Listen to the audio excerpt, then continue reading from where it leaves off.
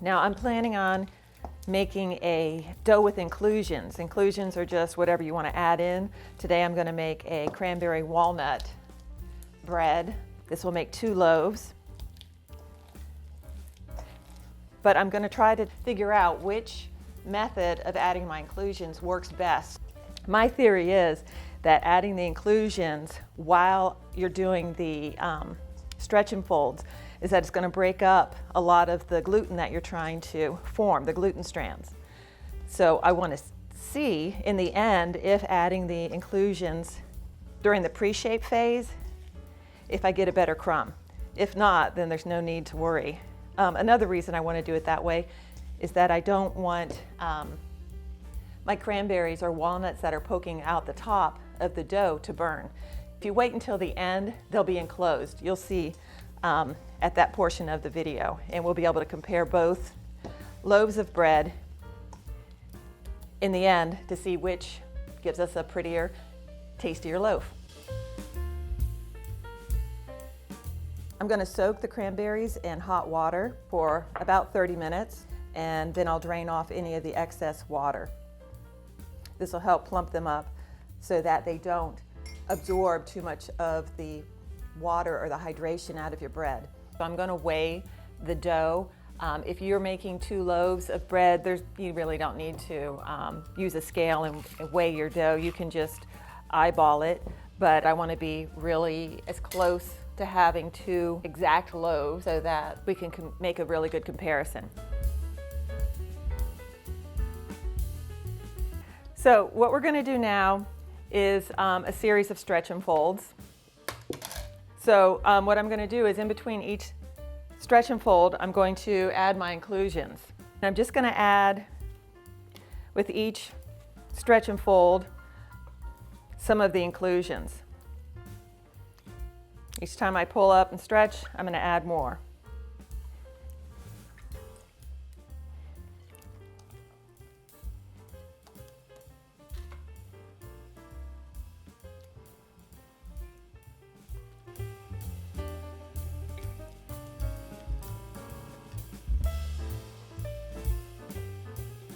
I think that looks like we've got a pretty good amount in there. I guess I'll just sprinkle a few more on.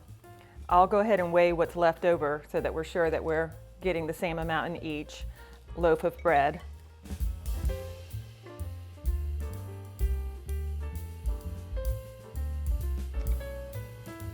So we'll cover this one, and it's going to rest for 30 minutes. This loaf, I'm going to add the inclusions at the end of our bulk fermentation.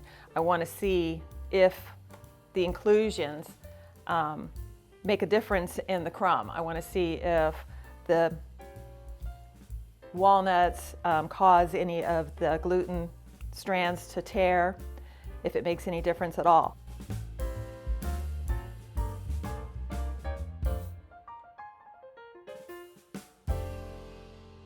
Okay, so 30 minutes have elapsed, and I'm going to do coil folds for this. A lot of recipes have you do stretch and fold, but I find that this is gentler, and especially since we've added these inclusions, I don't want any of the gluten bands that have formed or strands to tear.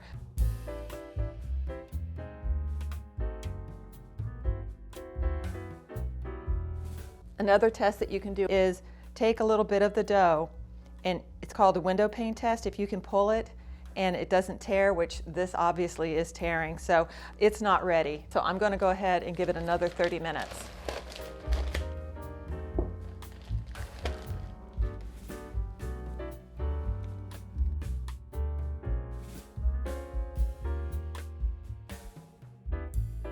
Let's see if it does the window pane test. Okay, this one's doing a little better. It could be that, well, there's a tear. You know what, I'm gonna let them both go one more time. All right, we'll give it another 30 minutes for both.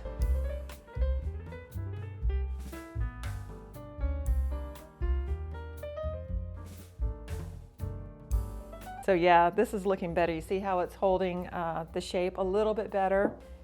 I'm gonna check the window pane.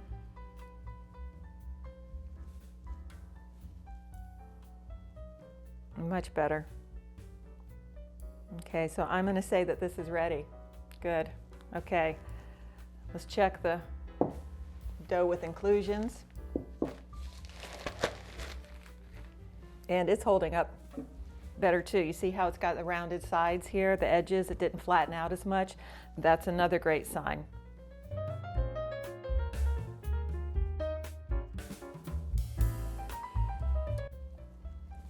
Okay, now I'll do the window pane test on this too. Whoops, it's still tearing, but I think, that's kind of why we're doing this, is to see if the inclusions are affecting the gluten strands, and it's seeming like they are.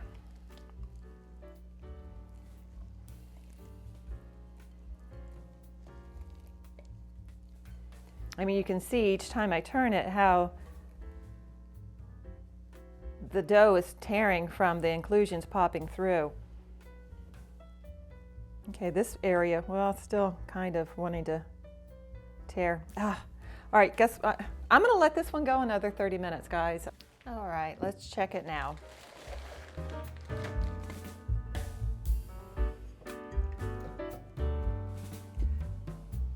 Do another coil fold.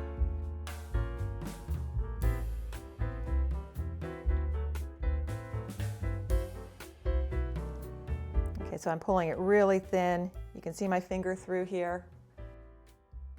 All right, so I'm going to put my dough into my container. I'll let that settle while I check the other dough.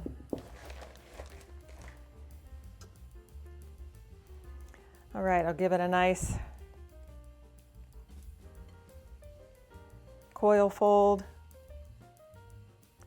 And it does seem to be holding itself a lot better. I think we are finally getting to where I want it to be.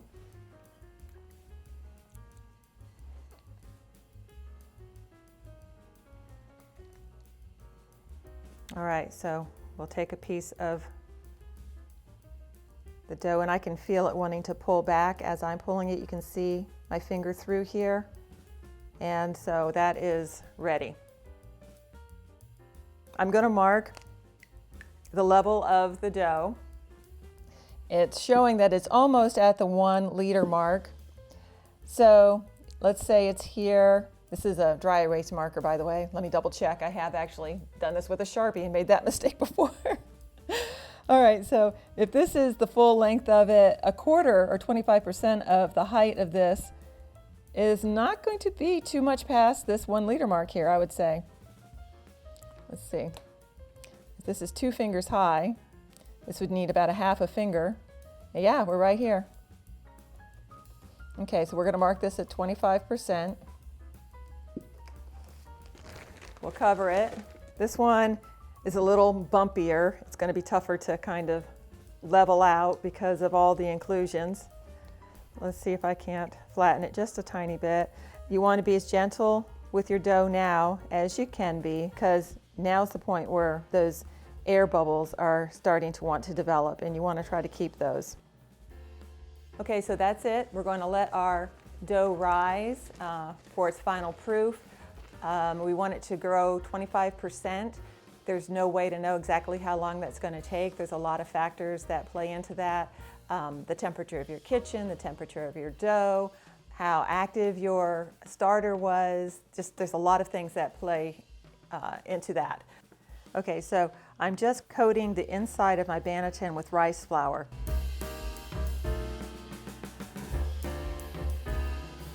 Now, I don't want to use flour because it's important that my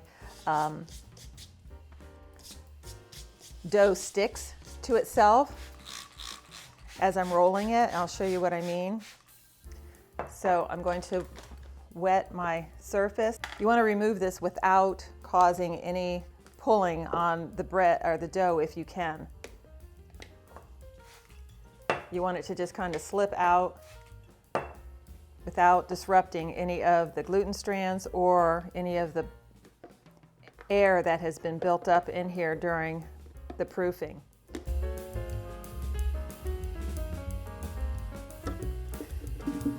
Okay, and I'm going to wet my hands.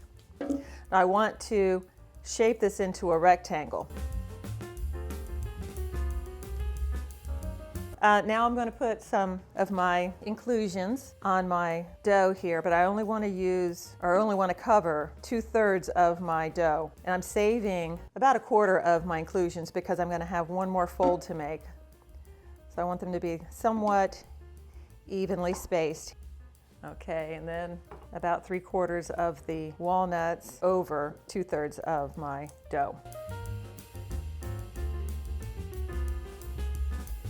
Now I want to start on the end that doesn't have as much of the inclusions, and I'm going to roll it or fold it over. And then I'm going to take this side and fold it over.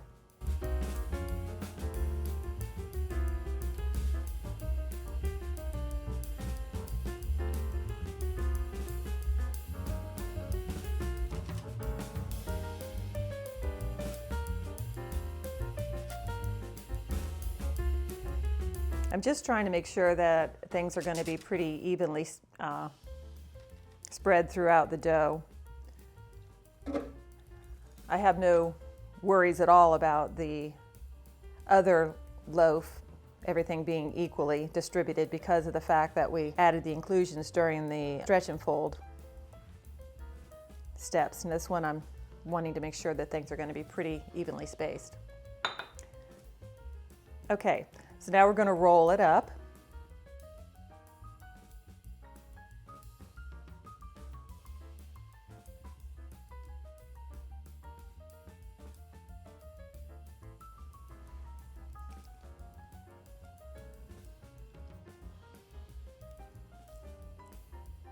I'm going to try to keep the inclusions in the dough, in the center of it.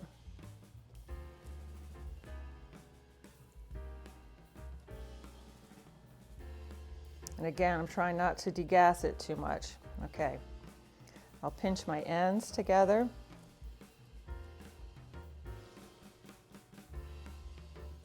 And now I want to kind of give it a little bit of tension across the top here, but I don't want to roll it over. Doing it this way was so that I didn't have a bunch of inclusions popping out and getting overly cooked or baked.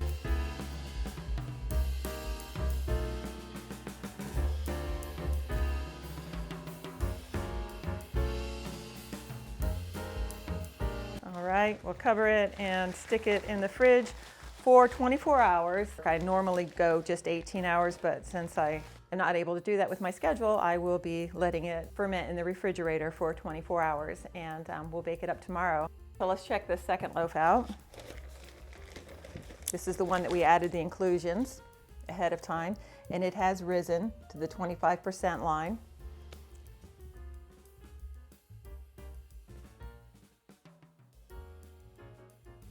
Okay, so I'm creating a rectangle with this second piece of dough that has the inclusions already in it. I'm going to fold it over the way we did the other loaf.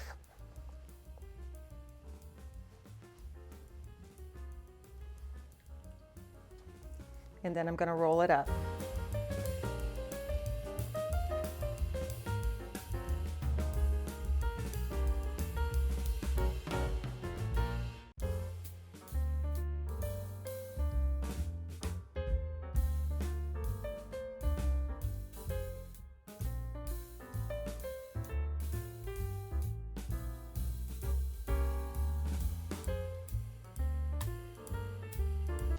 All right, gonna cover this and put it in the fridge overnight.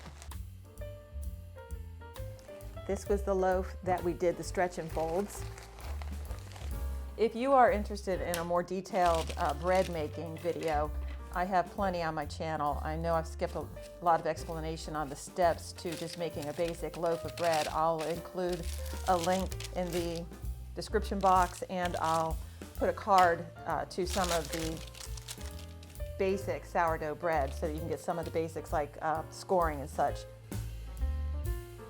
Alrighty, so that first loaf of bread came out really very pretty.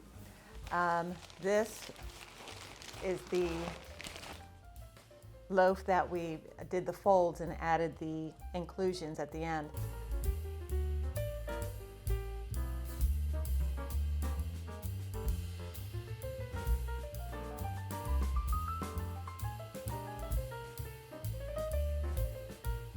Okay guys, these are the two loaves. They're still pretty hot, so I'll just try to turn the rack for you so you can see the difference in the loaves.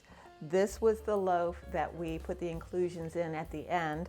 This is the one that we added after the second stretch and fold. I think the true test will be, what does the crumb look like?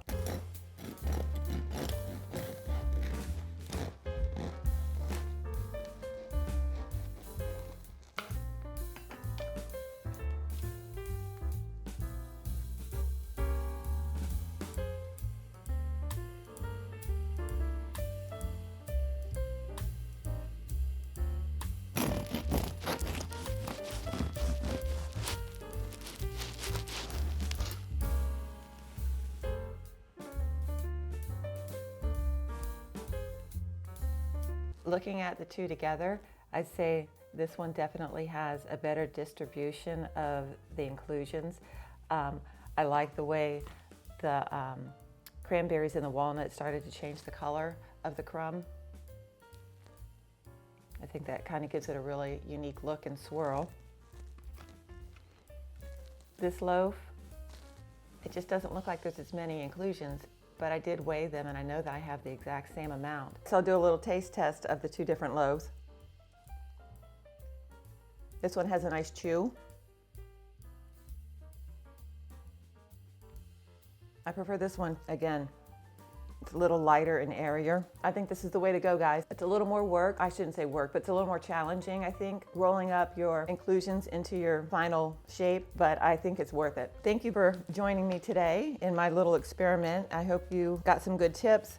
I think that I've proved to myself, at least with this batch of bread, that folding in the inclusions during the final shape is the way to go. So anyway, if you enjoyed this video, please give it a like and consider subscribing to my channel. And don't forget to click the notification bell so that you'll be notified the next time I post another video. Thanks for watching, guys, and I'll see you next time.